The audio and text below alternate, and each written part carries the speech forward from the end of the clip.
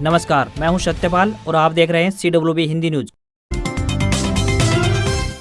शक संवत 1946 विक्रम संवत 2081 आज आश्विन मास के शुक्ल पक्ष की षष्ठी तिथि और दिन मंगलवार है। तदनुसार अंग्रेजी तारीख 8 अक्टूबर सन 2024 आज शारदीय नवरात्रि का छठा दिन है और माँ दुर्गा के पांचवें स्वरूप यानी माँ कात्यायनी की उपासना की जाएगी। सबसे पहले एक नजर हरियाणा की सुर्खियों पर। Haryana election 2024 update. इंतजार खत्म। आज सुबह 8 बजे शुरू होगी मतगणना। 12 बजे तक तय हो जाएगा कांग्रेस लौटेगी सत्ता में या फिर भाजपा लगाएगी हैट्रिक। हरियाणा में काउंटिंग से पहले कांग्रेस में सीएम चेहरे को लेकर मचा घमासान। बताएंगे पूरी अपडेट। HBSC के 9वीं और 11वीं के विद्यार्थियों के लिए आई अच्छी खबर। बढ़ाई गई ऑनलाइन रजिस्ट्रेशन की तारीख। हरियाणा के किसानों के लिए अच्छी खबर। किसानों की किस्मत बदल देगी। गेहूं की यह नई किस्म होगी बम्पर पैदावार। बताएंगे पूरी अपडेट। सरकारी नौकरी अपडेट। ONGC में 2237 पदों पर निकली भर्ती। 10वीं पास से लेकर ग्रेजुएट्स कर सकते हैं अप्लाई।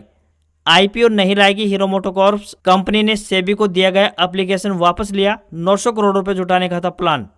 RBI की मॉनेटरी पॉलिसी कमेटी की मीटिंग आज से शुरू होगी। यह 3 दिवसीय बैठक 9 अक्टूबर तक चलेगी। इसमें ब्याज दर पर फैसला लिया जाएगा और 30% तक सस्ती हो सकती है टाटा की इलेक्ट्रिक गाड़ियां। MG की तरह बैटरी रेंटल प्रोग्राम लाने की तैयारी कर रही है कंपनी। और अब खबरें विस्तार से।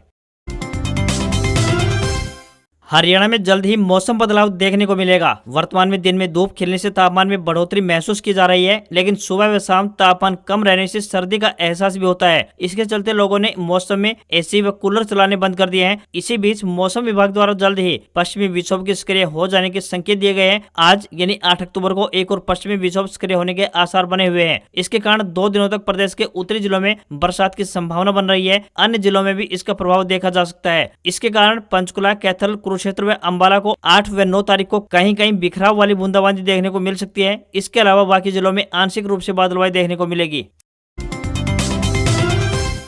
इंतजार की घड़ियां समाप्त हो गई हैं। मंगलवार यानी आज 12 बजे तक तय हो जाएगा कि हरियाणा की सियासत में किसका मंगल होने वाला है। विधानसभा की सभी 90 सीटों पर मतगणना मंगलवार सुबह यानी आज सुबह 8 बजे प्रारंभ होने जा रही है और दोपहर आते आते तस्वीर साफ हो जाएगी कि भाजपा राज्य में तीसरी बार सरकार बनाने जा रही है या फिर कांग्रेस 10 साल बाद सत्ता में वापसी करेगी। भाजपा तीसरी बार राज्य में कमल खिलाती है तो उसकी जीत हरियाणा के इतिहास में दर्ज होगी। प्रदेश में अब तक किसी भी दल ने लगातार तीसरी बार सरकार नहीं बनाई है। भाजपा और कांग्रेस के नेताओं ने अपने अपनी जीत के दावे किए हैं। वहीं इनेलो का दावा है कि किसी भी दल को बहुमत नहीं मिलेगा और सरकार बनाने में उसकी अहम भूमिका रहेगी। वहीं निर्दलीय उम्मीदवारों पर भी सबकी नजरें बनी रहेंगी। किसी को स्पष्ट बहुमत नहीं मिलने की स्थिति में निर्दलीय विधायकों की भूमिका बढ़ेगी। कांग्रेस की सत्ता वापसी या फिर भाजपा की हैट्रिक के साथ ही यह नतीजे हरियाणा के क्षेत्रीय दलों जननायक जनता पार्टी यानी जजपा और इनेलो का अस्तित्व भी तय करेंगे। हरियाणा में विधानसभा चुनाव के नतीजों से एक दिन पहले यानी बीते दिन कांग्रेस में मुख्यमंत्री की कुर्सी को लेकर हलचल तेज मची हुई है। 10 साल तक सूबे के मुख्यमंत्री रहे भूपेंद्र सिंह हुड्डा ने मुख्यमंत्री की दावेदारी को लेकर कहा कि मैं अभी टायर्ड हूं और नहीं रिटायर्ड हुआ हूं। पूर्व मुख्यमंत्री भूपेंद्र सिंह हुड्डा ने कहा है कि मुख्यमंत्री के चयन पर हाईकमान का अंतिम फैसला सभी को स्वीकार्य होगा। मीडिया से बातचीत करते हुए हुड्डा ने साल 2005 से 2014 के बीच अपने नेतृत्व में प्रदान किए गए सुशासन के बारे में बात की और कहा कि बीजेपी शासन में एक बार फिर कानून और व्यवस्था ध्वस्त हो गई है, जैसा कि साल 2005 में उनके मुख्यमंत्री बनने से पहले हुआ था। हुड्डा ने कहा कि पार्टी की एक प्रक्रिया होती है, सबसे पहले विधायकों की राय ली जाएगी और फिर हाईकमान अंतिम निर्णय लेंगे तथा लिया गया निर्णय सभी को स्वीकार्य होगा। यह पूछे जाने पर कि अगर उनकी पार्टी सत्ता में आती है तो कैबिनेट का फैसला क्या होगा, तो हुड्डा ने कहा कि जब कांग्रेस अपनी सरकार बनाएगी तब यह सवाल मुख्यमंत्री से पूछना। हरियाणा विधानसभा चुनाव के लिए मतदान हो चुका है और रिजल्ट आने में महज कुछ ही घंटे बाकी बचे हैं। इससे पहले जारी हुए एग्जिट पोल के नतीजों से जहां कांग्रेस पार्टी उत्साहित नजर आ रही है तो वहीं बीजेपी भी सरकार बनाने का दावा ठोक रही है। इन दावों के बाद कांग्रेस में सीएम पद के लिए रेस शुरू हो चुकी है। कांग्रेस की वरिष्ठ नेता कुमारी शैलजा, रणदीप सुरजेवाला और मुख्यमंत्री भूपेंद्र सिंह हुड्डा ने मुख्यमंत्री पद के लिए अपनी अपनी दावेदारी पेश कर दी है। मीडिया सूत्रों से मिली जानकारी के अनुसार बता दें कि विधानसभा चुनाव के प्रचार के आखिरी दिन गुरुवार को दिल्ली में कुमारी शैलजा ने शीर्ष नेतृत्व से मुलाकात की थी। इसके बाद राजनीतिक गलियारों में इस बात की चर्चा काफी चली थी। भूपेंद्र हुड्डा से जब मुख्यमंत्री चेहरे के बारे में सवाल पूछा गया तो उन्होंने बताया कि राजनीति में सबकी अपनी अपनी आकांक्षाएं हो सकती हैं।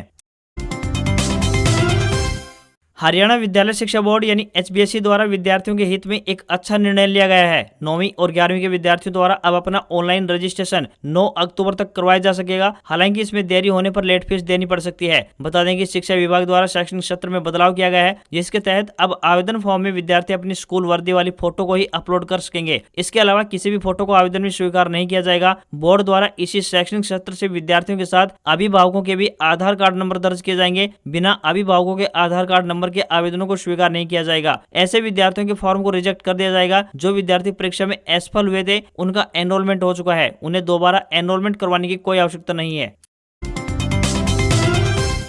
हरियाणा के 4 जिलों के 6 सरकारी स्कूलों पर PM-श्री की मोहर लगने वाली है। इसके लिए केंद्रीय माध्यमिक शिक्षा बोर्ड यानी CBSE ने स्कूलों का चयन कर लिया है। चयनित स्कूलों में अब CBSE की तर्ज पर विद्यार्थी शिक्षा प्राप्त कर पाएंगे। विशेष बात ये रहेगी कि चयनित स्कूलों को आधारभूत ढांचे से लेकर शैक्षणिक व गैर शैक्षणिक एक्टिविटी के लिए हर साल एक अच्छा बजट प्रदान किया जाएगा। इससे PM-श्री स्कूलों में पढ़ने वाले विद्यार्थियों को सरकारी फीस में ही वे सभी सुविधाएं उपलब्ध होंगी जो प्राइवेट स्कूलों में विद्यार्थियों को दी जाती है। चयनित जिलों में फरीदाबाद, जींद, महेंद्रगढ़ व रेवाड़ी जिले शामिल है, जहां फरीदाबाद, जींद व रेवाड़ी के एक व महेंद्रगढ़ जिले के 3 सरकारी स्कूल PM-श्री स्कूलों में बदले जाएंगे। हरियाणा विधानसभा चुनाव के बाद जारी हुए एग्जिट पोल ने हर जगह खलबली मचा दी है। कांग्रेस पार्टी जहां एग्जिट पोल के रुझानों को अपने पक्ष में आने से उत्साहित नजर आ रही है और पूर्ण बहुमत की सरकार बनाने का दावा पेश कर रही है, तो वहीं बीजेपी इसके उलट एग्जिट पोल के नतीजे को दरकिनार करते हुए पूर्ण बहुमत का दावा कर रही है। कार्यवाहक मुख्यमंत्री नायब सिंह सैनी 8 अक्टूबर को परिणाम अपने पक्ष में आने का दावा कर रहे हैं, लेकिन बीजेपी ने निर्दलीय प्रत्याशियों पर भी अपनी नजरें गड़ डाली है। भाजपा उन निर्दलीयों से संपर्क बनाने की कोशिश कर रही है जिनकी जीतने की स्थिति बन रही है। वहीं कांग्रेस के दिग्गज नेता भी अब निर्दलीयों को साधना शुरू कर दिया है। 8 अक्टूबर के परिणाम के बाद निर्दलीय प्रत्याशियों को साधने के लिए दोनों ही दलों ने अपने अपने नेताओं की ड्यूटी भी लगा दी है। भाजपा की बागी हिसार से चौधरी जिंदल, गन्नौर से भाजपा की बागी देवेंद्र कादियान, रानिया से निर्दलीय चुनाव लड़ रहे रणजीत सिंह चौटाला और गुरुग्राम से नवीन गोयल पर भी भाजपा ने नजर टिका रखी है। वहीं भूपेंद्र सिंह हुड्डा से भी रणजीत चौटाला की करीबी रही है। यही कारण है कि कांग्रेस भी इनके संपर्क में है। वहीं पृथला से निर्दलीय विधायक नयनपाल रावत और महम से बलराज कुंडू पर भी दोनों दलों की निगाहें टिकी हुई है। तो वहीं दूसरी तरफ कांग्रेस की बागी अंबाला कैंट से चित्रा सरवारा, पानीपत से रोहिता रेवड़ी, बड़ौदा में कपूर सिंह नरवाल पर भी पार्टी निगाह बनाए हुए है। तो वहीं बहादुरगढ़ से निर्दलीय राजेश जून, पुंडरी से सतवीर भाणा, कलायत से अनिता ढोल भी निर्दलीय के तौर पर कड़ी टक्कर देते हुए नजर आ रहे हैं। फतेहाबाद के तीनों विधानसभा सीटों टोहाना, रतिया और फतेहाबाद की मतगणना मंगलवार सुबह 8 बजे से गांव भोडिया खेड़ा स्थित राजकीय महिला महाविद्यालय में बनाए गए मतगणना केंद्रों में शुरू होगी। तीनों हलकों के लिए 14 मेजें लगाई गई हैं। इन पर टोहाना व रतिया विधानसभा क्षेत्र की मतगणना 17 राउंड जबकि फतेहाबाद हल्के के 18 राउंड होंगे। रुझान सुबह 11 बजे तक ही आ जाएंगे, लेकिन मतगणना दोपहर 2 बजे तक पूरी होगी। मतगणना के प्रथम चरण में बात करें तो पोस्टल बैलेट और दूसरे चरण में EVM के मतों की गणना होगी। मतगणना के लिए प्रत्येक टेबल पर गणना सुपरवाइजर, गणना सहायक और माइक्रो ऑब्जर्वर की ड्यूटी रहेगी। 5 बूथों के वीवीपैट के मतों की भी गणना की जाएगी। मतगणना केंद्र पर भारी सुरक्षा व्यवस्था रहेगी। किसी भी अनाधिकृत व्यक्ति को मतगणना केंद्र में प्रवेश नहीं मिलेगा। मतगणना के लिए किसी भी राजनीतिक पार्टी या फिर चुनाव लड़ रहे उम्मीदवारों की ओर से नामित मतगणना एजेंट को ही प्रवेश की अनुमति होगी। तो आमजन विधानसभा चुनाव के मतगणना परिणाम घर बैठे आसानी से देख सकेंगे। इसके लिए निर्वाचन आयोग की वेबसाइट www.results.eci.gov.in या फिर वोटर हेल्पलाइन ऐप का इस्तेमाल किया जा सकता है। सुबह 8 बजे से जिले की तीनों विधानसभा क्षेत्रों की मतगणना प्रक्रिया प्रारंभ हो जाएगी। हरियाणा के 90 सीटों पर मतदान खत्म होने के बाद राज्य में नई सरकार के गठन के लिए उलटी गिनती शुरू हो गई है। अधिकतर एग्जिट पोल ने कांग्रेस को स्पष्ट बहुमत मिलने का अनुमान लगाया है। 10 साल बाद हरियाणा में सत्ता में वापसी के इस संकेत के बाद कांग्रेस जहां उत्साहित है, तो वहीं मुख्यमंत्री पद की दौड़ को लेकर खींचतान भी शुरू हो गई है। दूसरी ओर एग्जिट पोल को हवा हवाई बताकर भाजपा खुद को तीसरी बार सत्ता की दौड़ में मजबूती से शामिल होने का दावा कर रही है। भाजपा का कहना है कि 8 अक्टूबर को नतीजे चौंकाने वाले होंगे। राज्य के प्रमुख क्षेत्रीय दल इनेलो को भी पिछले चुनाव के मुकाबले सुधार की आस दिखाई दे रही है। 2019 के विधानसभा चुनाव में इनेलो केवल 1 सीट पर ही सिमट गया था। इस बार उसे अपने पुराने वोट बैंक के साथ 3 से 5 सीट मिलने की उम्मीद है। वहीं पिछले चुनाव की किंग मेकर बनी जननायक जनता पार्टी यानी जसपा के सामने अस्तित्व बचाने का संकट है। तो वहीं दिल्ली व पंजाब में सरकार बनाने वाली आम आदमी पार्टी भी रेस में कहीं दूर तक दिखाई नहीं दे रही है। एग्जिट पोल के रुझानों की माने तो कांग्रेस की सत्ता वापसी में जाट, सिख, मुस्लिम और दलित वोटों की गुटबंदी का अहम रोल रहेगा। तो वहीं किसान व पहलवान आंदोलन और अग्निवीर की योजना को लेकर भाजपा के खिलाफ जो नाराजगी थी, कांग्रेस को उसका फायदा भी मिलता दिखाई दे रहा है।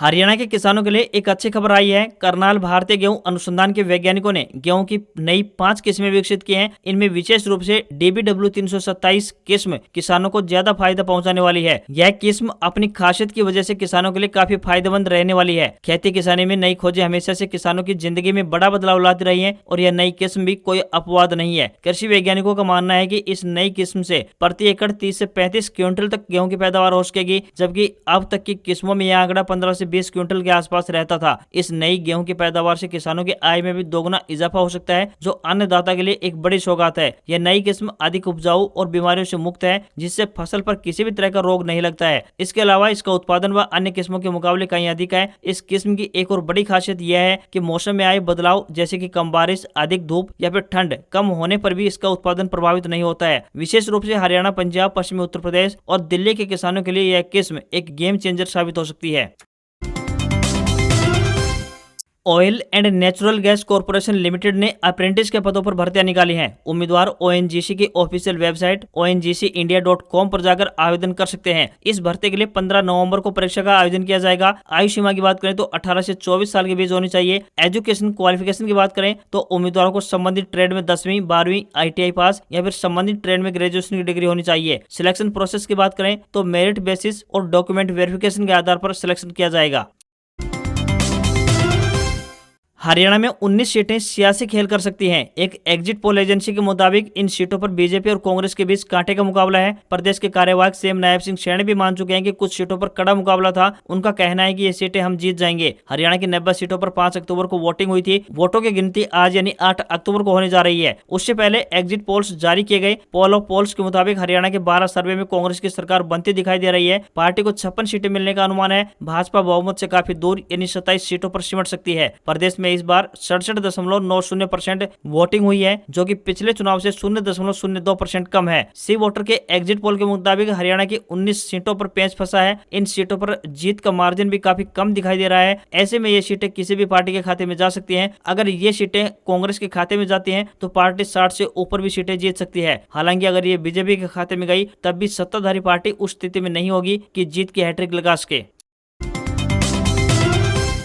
टाटा मोटर्स की इलेक्ट्रिक गाड़ियां जल्द ही 30% तक सस्ती हो सकती हैं। मनी कंट्रोल की एक रिपोर्ट के अनुसार माने तो कंपनी MG मोटर इंडिया की तरह बैटरी रेंटल प्रोग्राम लॉन्च करने की तैयारी कर रही है। इसमें इलेक्ट्रिक गाड़ी की कीमत में बैटरी की कीमत शामिल नहीं होगी और इसे किराए पर दिया जाता है। इंडस्ट्री के जानकारों के मुताबिक स्कीम के साथ टाटा की इलेक्ट्रिक गाड़ियों की कीमतों में 2 से 3.5 लाख रुपए बैटरी को छोड़कर की कमी आ सकती है। टाटा मोटर्स के इलेक्ट्रिक पोर्टफोलियो में टियागो EV, पंच EV, नेक्सॉन EV और कार्व EV शामिल है। रिपोर्ट के मुताबिक कंपनी को उम्मीद है कि वह इस मॉडल के जरिए बाजार में अपनी उपस्थिति को और अधिक मजबूत कर सकती है। किराए पर बैटरी की सुविधा से कस्टमर्स के लिए गाड़ी की एक्स शोरूम कीमत में 25 से लेकर 30% तक घट सकती है। नोबेल प्राइज 2024 के लिए विजेताओं की घोषणा सोमवार यानी 7 अक्टूबर से प्रारंभ हो चुकी है। मेडिसिन या फिजियोलॉजी के क्षेत्र में नोबेल प्राइज की घोषणा की गई है। 2024 के मेडिसिन का नोबेल प्राइज विक्टर एम्ब्रोस और गैरी रुकून को मिला है। उन्हें ये प्राइज माइक्रो RNA यानी राइबोन्यूक्लिड एसिड की खोज के लिए दिया गया है। माइक्रो RNA से पता चलता है कि शरीर में कोशिकाएं कैसे बनती हैं और काम करती हैं। दोनों चीन वैज्ञानिकों ने 1993 में माइक्रो RNA की खोज की थी। इंसान का जीन DNA और RNA से बना होता है। माइक्रो RNA मूल RNA का हिस्सा होता है। ये पिछले 50 करोड़ सालों से बहुकोशिकीय जीवों के जीनोम में विकसित हुआ है। अब तक इंसानों में अलग अलग तरह के माइक्रो RNA के 1000 से ज्यादा जीन की खोज हो चुकी है। माइक्रो RNA में असाधारण बदलाव होने की वजह से कैंसर या डायबिटीज जैसी बीमारियां हो सकती हैं। बता दें कि 7 अक्टूबर से 14 अक्टूबर तक विज्ञान, अर्थशास्त्र, साहित्य और शांति जैसे क्षेत्रों में उत्कृष्ट काम करने वाले लोगों को नोबेल प्राइज दिया जाएगा। ये प्राइज स्वीडन के स्टॉकहोम में दिए जा रहे हैं। नोबेल प्राइज में 11 मिलियन स्वीडिश कॉर्नर यानी कि लगभग 8 करोड़ 90 लाख रुपए का कैश प्राइज दिया जाएगा। 1901 में जब नोबेल प्राइज की शुरुआत हुई थी तब से लेकर 2024 तक मेडिसिन की फील्ड में 229 लोगों को इससे सम्मानित किया जा चुका है। हफ्ते के पहले कारोबारी दिन सेंसेक्स 638 अंक की गिरावट के साथ 81,050 के स्तर पर क्लोज हुआ। निफ्टी में भी 218 अंकों की बड़ी गिरावट रही और ये 24,795 के स्तर पर क्लोज हुआ। वहीं BSE स्मॉल कैप 1827 अंक गिरकर 54,117 पर बंद हुआ। NSE के IT सेक्टर को छोड़कर सभी गिरावट के साथ बंद हुए। HDFC बैंक, रिलायंस, SBI और एक्सिस बैंक ने बाजार को सबसे ज्यादा नीचे गिराया, जबकि ITC, भारतीय एयरटेल और इन्फोसिस ने बाजार को ऊपर खींचा। 10 ग्राम 24 कैरेट गोल्ड का भाव 31 रुपए गिरकर 75,933 रुपए पर पहुंच गया है। तो वहीं चांदी की कीमत में भी बड़ी गिरावट रही और ये 260 रुपए गिरकर 91,940 रुपए प्रति किलोग्राम पहुंच गई। दिल्ली में 10 ग्राम 22 कैरेट सोने की कीमत की बात करें तो 71,150 रुपए और 10 ग्राम की 24 कैरेट सोने की कीमत 77,600 रुपए पहुंच गई है। आज खबरों में इतना ही। देखते रहिए आपका अपना हरियाणा का सबसे बेहतरीन news channel CWB Hindi news. नमस्कार। इसी आशा के साथ आपका दिन शुभ रहे।